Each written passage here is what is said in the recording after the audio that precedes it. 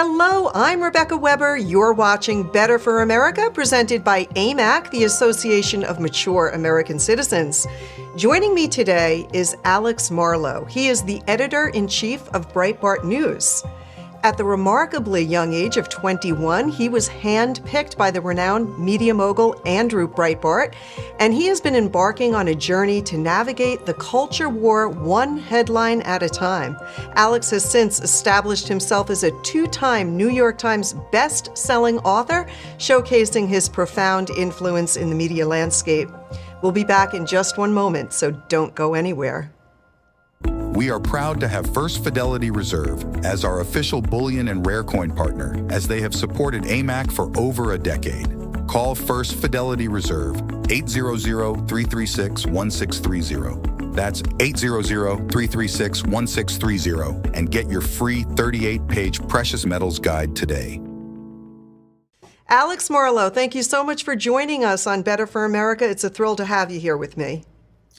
Oh, that's so kind. It's a pleasure to be here. I've been a fan of AMAC for a long time as a Dennis Prager listener. I've been hearing about AMAC for a very long time. Well, that's terrific. And really, I want to thank you on behalf of our over 2 million AMAC members. We thank you because you have been educating the American public on some of these stunning details of fake news stories that we saw during the Trump administration. And then you've written extensively on this. You even published a book, Breaking the News, Exposing the Establishment Media's Hidden Details and Secret Corruption. And then your most recent book, Breaking Biden, that was an instant New York Times bestselling author. So tell us, to the extent that you can without maybe spoiling it, what your latest book is all about and how our AMAC members can get their hands on it. Oh, that's kind of you. Yeah, this book it's hard to summarize. It's kind of a hefty book, so it's kind of hard to summarize in just a sentence or two. But I think if I could do that, is that I think a lot of us have not assessed Joe Biden correctly. And I think a lot of people have not really bothered to try to figure out why he keeps winning, how he's been such a mainstay in political life in the United States of America. And when you start looking into the details and how he's been such a survivor politically, you start, I think, understanding who he is and really the moment we're in as a country, why this type of guy would get selected and continue to stay at the top of the food chain, so to speak, politically. And I found that his corruption was much deeper than I had anticipated. The international deals the Biden family cuts are so extensive, it's beyond belief. And he's also a particularly ruthless individual and a bad person. I don't say that lightly. I don't say that about most of my political opponents. People who are familiar with my talk radio persona and things I've written. I'm not out there trying to trash people who don't deserve it. He really is a bad guy, and he comes from a bad family filled with bad people. And I find this to be totally interesting, and it actually, I think, conveys why he's been able to be a survivor in an increasingly cutthroat Washington. And the results have just been terrible for the country. We are now in a moment where DC is a pay-for-play culture where it is all about big corporations, big entities buying off aspects of the government. And that starts with Joe Biden. He created that culture, and he needs to be held accountable for it right away.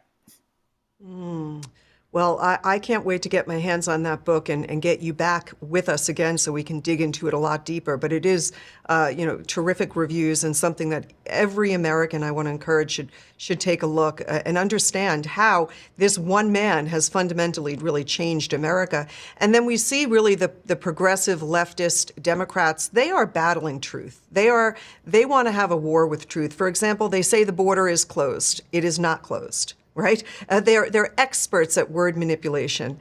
They're changing words like illegal alien to newcomers, right? And for the last 2 decades, I want to say, they have been really obsessive about owning the narrative in mainstream media. Now, you've done a terrific job of creating this ecosystem of truth tellers. So I want to ask you, what can average Americans really understand about the power the left has over, mainstream media, social media in general, and how can every American citizen participate in the fight to preserve truth? Yeah, it's a great question. It sort of is the underlying question that undergirds my entire career. I started with Andrew Breitbart, and he was as the first employee of Breitbart News 16 years ago. And he had a fundamental belief that it wasn't that the political left was really controlling America. It was the cultural left. And they were controlling our major institutions, the media, Hollywood, and academia.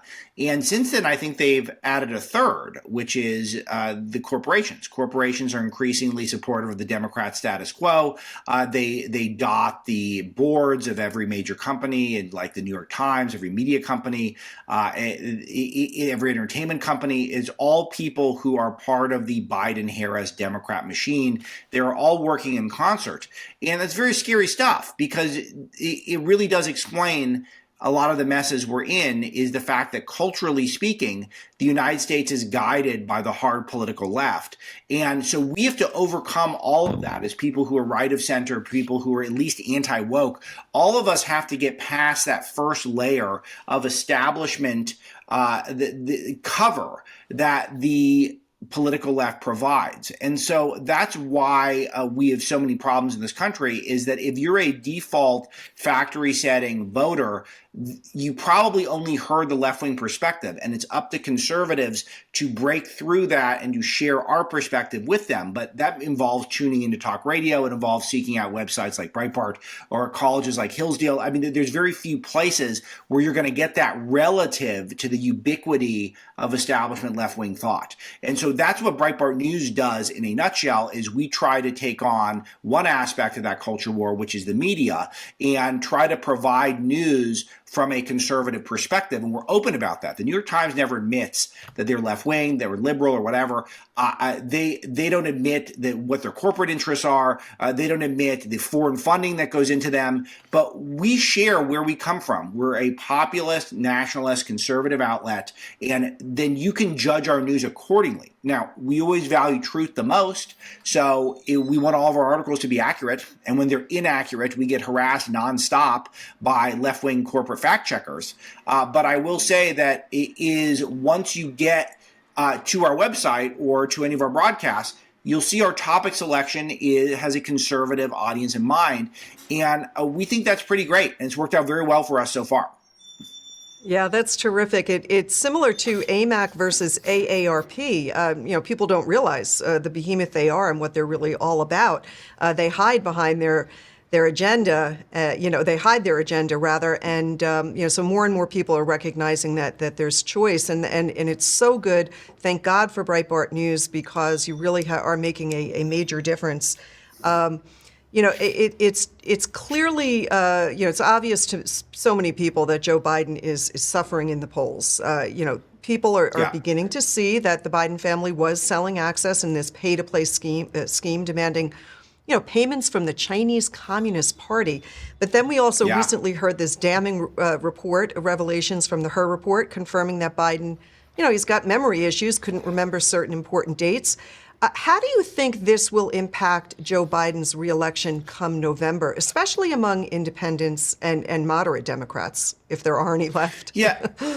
Right. So one thing that's really interesting about the Democrat establishment is they don't necessarily need a dynamic leader or someone who is shepherding the party into the future. No, they just want to preserve the way things are now. Because if you look through American life, the people who are at the very top of the various cultural pyramids, they like the way things are going. People in the defense industry, they like the way we do our foreign policy, where we're constantly cutting checks from the American taxpayer out of money we don't even have yet, to be able to aid that industry to continue to support wars all around the world. That's the Joe Biden foreign policy. If you look at the corporate policy, Joe Biden is not a threat to big tech. He's not a threat to Wall Street. They're very happy with it. He has been, I think this is it's noteworthy how both he and Kamala Harris have done ample pandering to Hollywood over the years. And so when you start seeing who's lining up behind Joe Biden and you look at his war chest dwarfs Donald Trump's.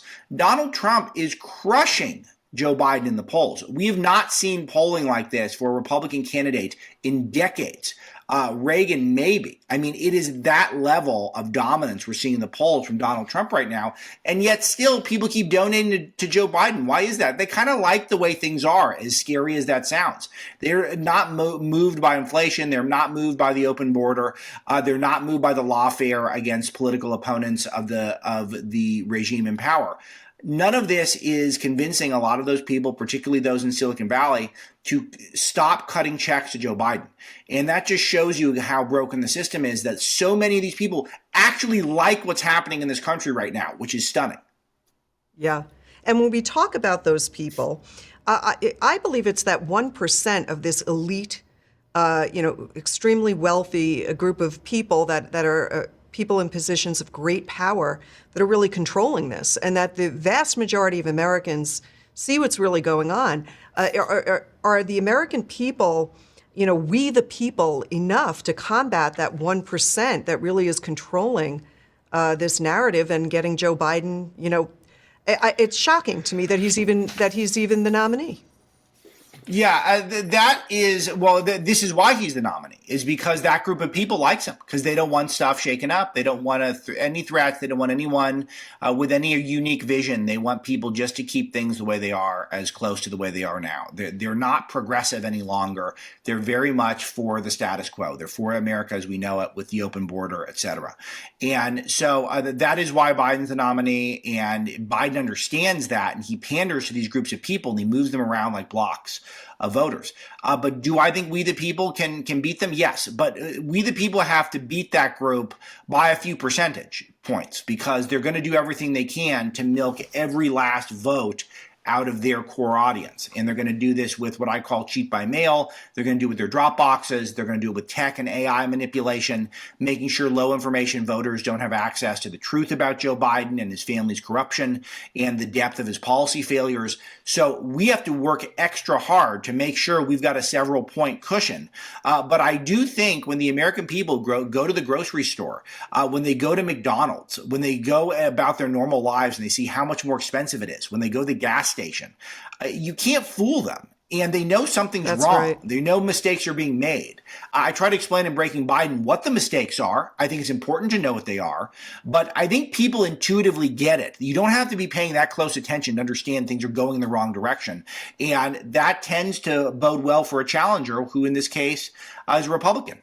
Yeah, so people are fed up, Alex. People are really fed up. They see what's happening. Millions of people illegally crossing our border. The cost for food, fuel, rent, everything is skyrocketing. We see how censorship is impacting people. And I have been saying this over and over again. We are in a battle for the soul of America. I want to ask you, though, because of what's happening at the border and the fact that we've got millions, 8 million or more, entering illegally, it seems to me that the Biden administration has a pathway for these people to get registered to vote. How confident are you that our elections will be free and fair, especially considering that the administration is intentionally allowing these illegals to flood our country? Is Joe Biden importing voters, in your view? He absolutely is. He 100% is importing voters. Now, will all of them vote in national elections this time?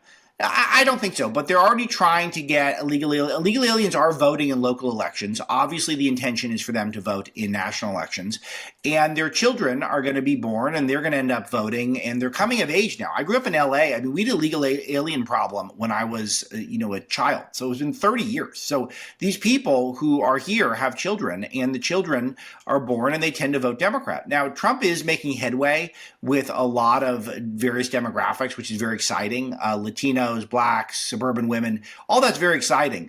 But the bottom line is that a lot of people who are in that background, they speak Spanish, they don't consume English language media, which means there's even less opportunity for them to get exposed to conservative values. And a lot of them end up in the system, the government system, where they're getting their food, they're getting welfare, they're getting health care through the government. And through that, they're not going to vote for fewer benefits. They're not going to vote for the people who could potentially cut spending, so they end up voting Democrat. So this is absolutely a replacement of Americans with foreigners who tend to vote Democrat.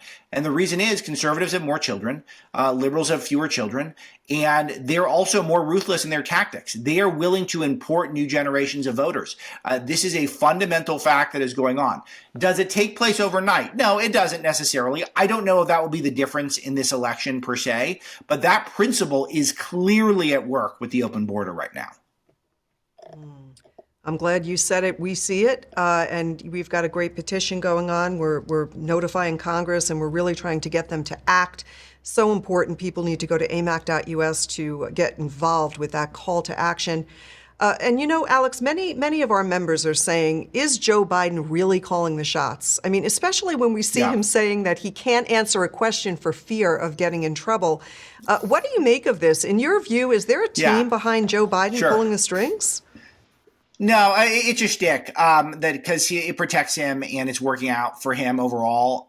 No, he's completely in charge. This has been a big mistake that the conservative movement's made, is to act as though he's not in charge. It hasn't worked for us. He beats us every time. He's got elected for 50 straight years, and he was a senator, a terrible senator. He was vice president. He was terrible in that job, and now he's a terrible president. And yet he keeps winning. Why does he keep winning? And he does these things. He's much more clever than people give him credit for. He's not some sort of a genius, but the fact that he and his family have been able to enrich themselves all over the world with no noticeable skills, no noticeable credentials, it speaks to a group of people who have a way of figuring out how to make the system work for them. So Joe is absolutely at the top. He is absolutely in charge. He was always going to be the nominee. And it's time for people to get deeply focused on beating Joe Biden, and not just because he's old. He's way too old. He's 1,000 years old. All that stuff. I get it. But that's not it. It's that he's deeply corrupt and a failed leader. He does not bring the country together. He divides us. He hates his political opponents, and I think some of his even political supporters, he hates them. He has been a failure in every job he's ever had, and we need to stop electing him. And so if that is the reset that I think people need to have heading into this election. Don't assume it's some sort of shadowy cabal. This is the guy at the top, and he needs to be voted out. And again, I just want to talk a little bit about the corruption we spoke about a few moments ago. Sure. In a recent tweet, you stated that there are actors who create wars, then go into the private sector and make massive profits and are never held accountable. And then you went on to say, this is how our country works. Can you expand a little bit on that? Maybe give a couple of examples. Yeah, thank you for that. I was thinking of Victoria Nuland at the time, who is one of the main characters in Breaking Biden. She's the architect of Joe Biden's Ukraine policy, and she's a Russophobe. Now, at Breitbart, if you look at our coverage, we're very negative on Vladimir Putin. He's a dictator. He's a bad guy. He kills journalists, all that stuff. But I will tell you that it doesn't make sense when you've got a nuclear power with more nuclear weapons in the United States and a massive energy producer and a storied country with lots of history and things that are, worthwhile that came from Russia or comes from Russia today. They're a geopolitical force. And it doesn't make sense to have the architect of the Russia-Ukraine policy be adamantly anti this country to the point where it's famous. She is world famous for just spiting Russia all the time. And again, I say this as someone who doesn't like Russia or Putin. It makes no sense for her to have been in this role. She was in this role. She was one of the architects of the coup that took place about a decade ago that was the precursor to the Russian invasion of Ukraine. If Joe Biden's Ukraine policy wasn't so horrible, and if he hadn't appointed people like Victoria Nuland into the top roles in the State Department in our foreign policy, then Putin would not have invaded Ukraine. Absolutely not. Under no circumstances would he have invaded. And just to be more clear on it, if Donald Trump was president, Putin would not have invaded. So these are the people who deserve all the blame. Now, so this huge war breaks out. We send all this money to Ukraine. No one knows where it's going, $100 billion. There's no accountability. Well, before it gets to Zelensky and the people in Ukraine, it stops at U.S. contractors. the 5 or so defense contractors that do most of the war industry in this country. And Victoria Nuland is going to bag mountains of cash from those exact entities. This is where Tony Blinken makes his money when he's not in the government. This is where Lloyd Austin makes his money when he's not in the government. Lloyd Austin was literally on the board of Raytheon before he was the defense secretary. So there is a massive industry that wants to see global war taking place because that's how they make their money.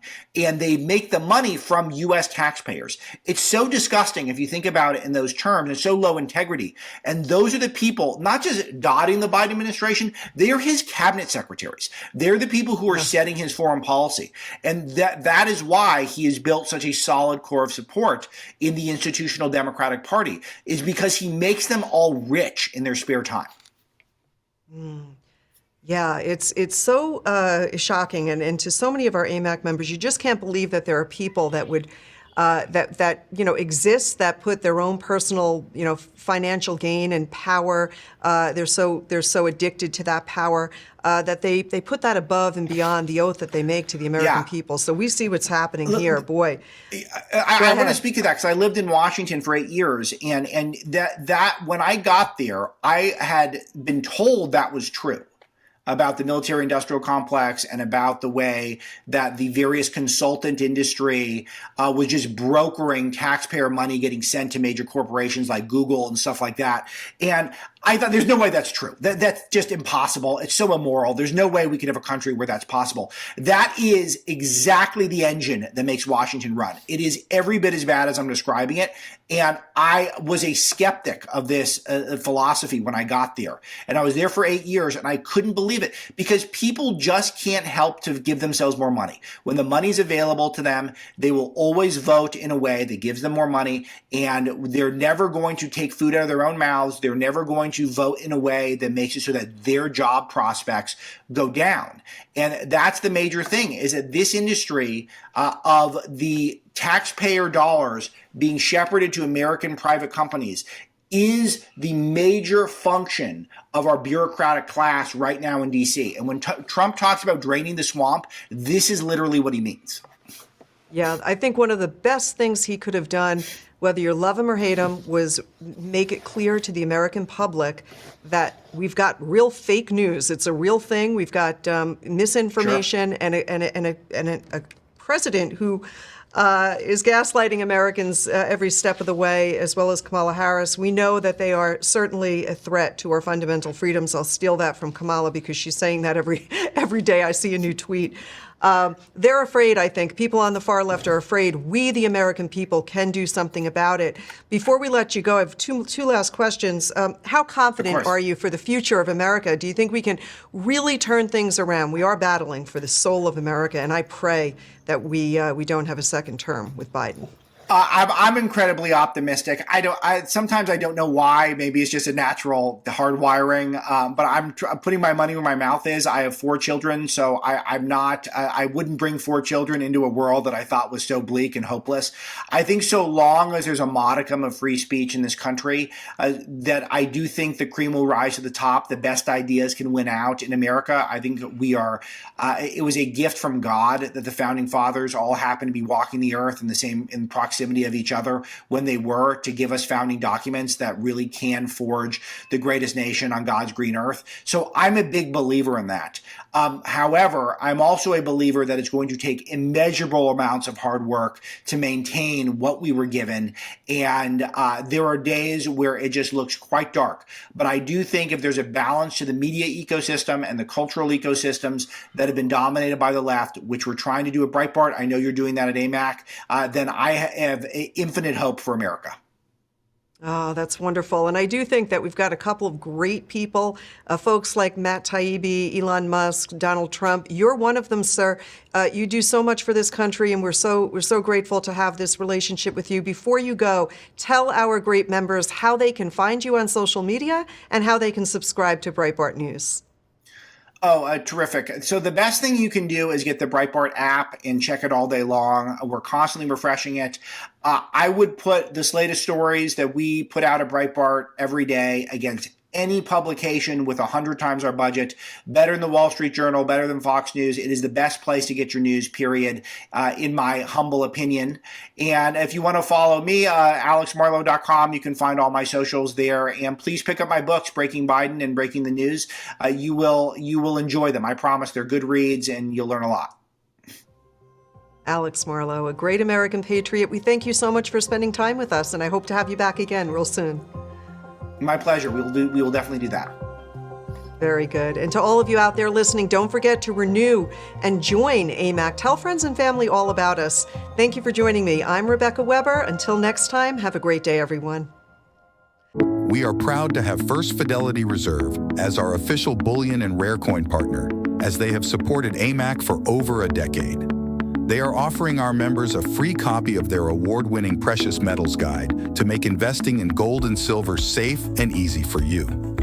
Over the past 4 presidential election cycles, gold has trended upward, and this year looks to be the same, as experts estimate gold will gain 25% in 2024. So, don't miss out on $2,500 gold. Call First Fidelity Reserve, 800-336-1630. That's 800-336-1630, and get your free 38-page Precious Metals Guide today.